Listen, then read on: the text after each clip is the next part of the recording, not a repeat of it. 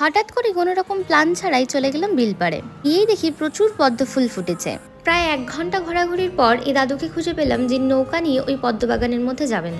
যাই হোক, ওনাকে অনেকবার রিকোয়েস্ট করার পর উনি রাজি হলেন আমাদের নিয়ে যাওয়ার জন্য।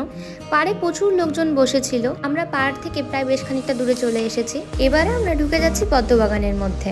পদ্মের পেকে যাওয়া বীজগুলো নিতেই দাদু এদিকে এসেছেন, তাই আমরাও দাদুর হাতে হাতে সাহায্য করে দিচ্ছিলাম। পদ্মের বাগানটা বেশ ঘন ছিল, অল্প অল্প ভয়ও করছিল। শুনেছি নাকি পদ্ম গাছের নিচে বিষধর সাপ থাকে। পদ্মের যে কাঁচা বীজগুলো আছে সেগুলো নাকি পুরো খেতে বাদামের মতো লাগে।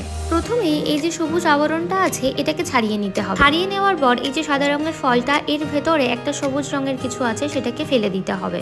আমি প্রথমে বিশ্বাস করতে পারছিলাম না, কিন্তু খেয়ে দেখলাম বেশ ভালোই খেতে। অনেকদিন পর নৌকা চড়তে পেরে বেশ আনন্দ হচ্ছিল। এই ফলগুলো তুলতেও বেশ মজা লাগছিল। প্রচুর পদ্ম ফুল হয়ে রয়েছে, সবাই মিলে তোলা শুরু করে দিলাম। যেহেতু আমি সাঁতার কাটতে পারি না, সেহেতু বেশ ভয়ে ভয়ে ফুলগুলো তুলে আনার পর বেশ আনন্দ হচ্ছিল।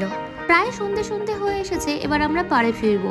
আর পদ্মের বাগানের মধ্যে বেশি ঢুকিনি, ফেরার পথে যা হাতের কাছে পেয়েছি তাই তুলেছি। আমি নৌকায় বসে কিছু ফটো তুলছিলাম, আর এই যে আমার লাইটম্যান পুরো শুয়ে পড়েছে নৌকার উপর।